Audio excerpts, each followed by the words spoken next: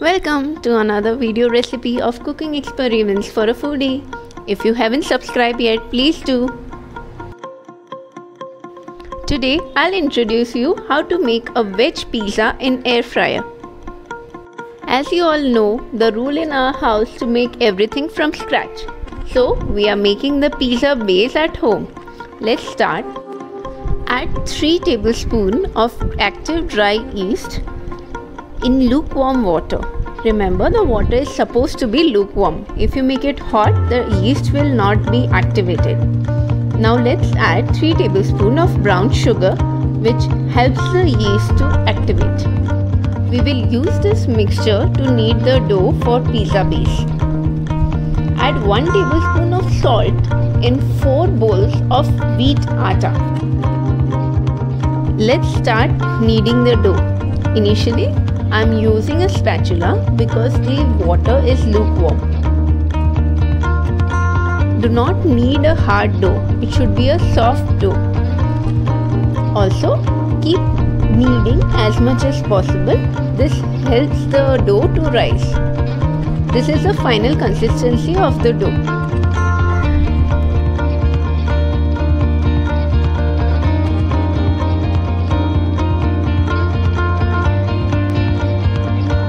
Cover the dough with a damp muslin cloth and let it rest for 2 to 3 hours.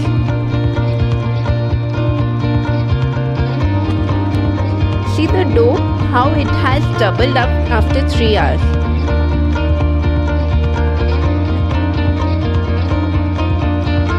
Knead it well and remove all the air pockets from inside.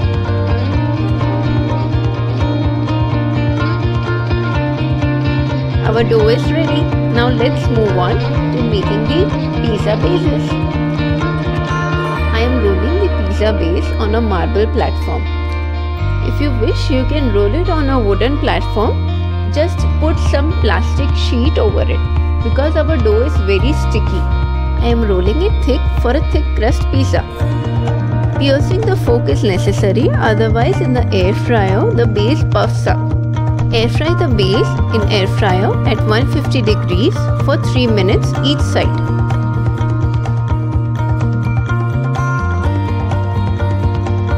Can you tell the difference between a store-bought wheat pizza base and this pizza base?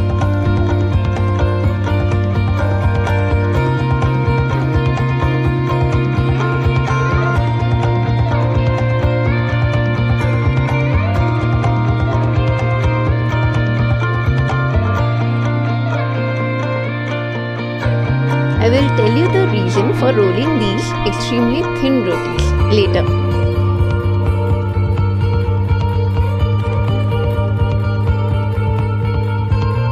So 4 bowls of atta has given us 5 thin chapatis and 7 thick wheat bases. Let's start making the pizza sauce. This is some parsley, fresh parsley. I have taken 8 to 10 tomatoes. These are half ripened tomatoes. We prefer these because we are not so sure about the fully ripe tomatoes, if they are organic or non-organic. That's the only reason. So you will find in this recipe that the tomato sauce is actually not red in color because we are not putting any food color or any ketchup. Also, the entire recipe contains only 2 tablespoons of olive oil. This is the grinded mixture of tomato, parsley, green chilies and garlic cloves.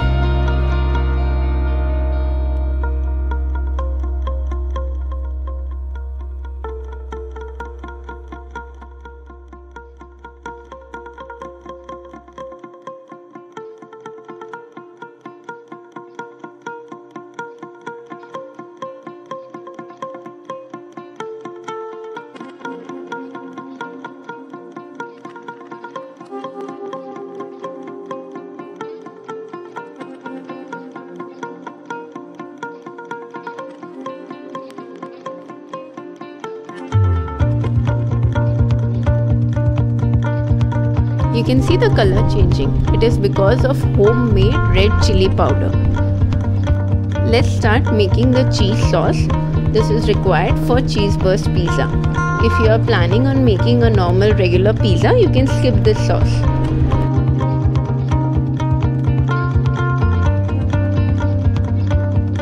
My husband and I are cheese fans, so you will find this recipe cheese-delicious.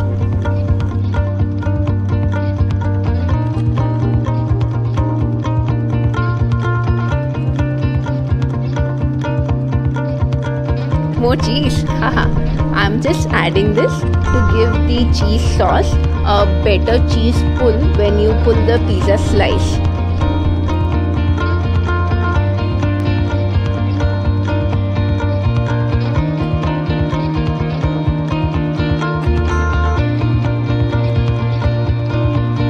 This is almost ready.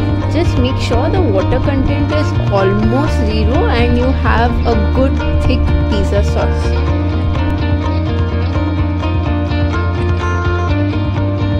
Meanwhile, for the cheese sauce, you have to switch off the gas somewhere near a liquidy content, because after you switch off, it takes some time and then becomes thick.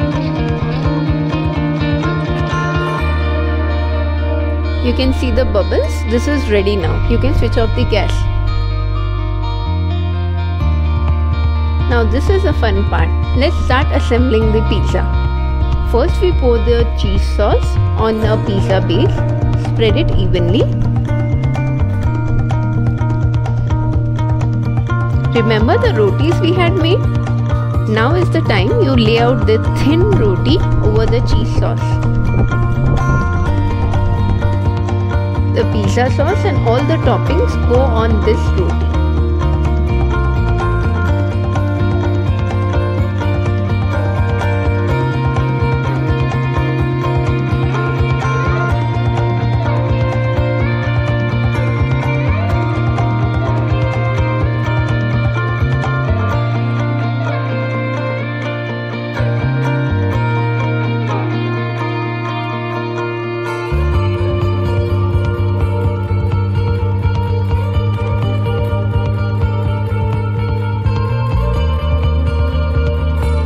I am using some fresh black olives, red paprika and jalapenos. These are store bought, but these are fresh without any preservatives.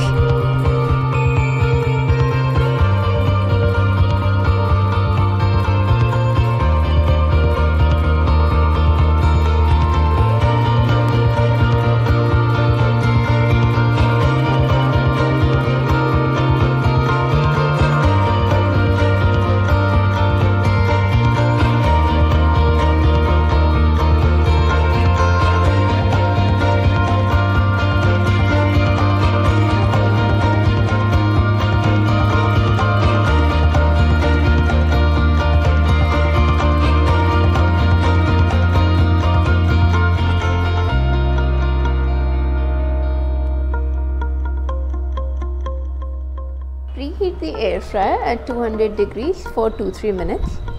But we air fry the pizza at 150 degrees for 7 to 8 minutes.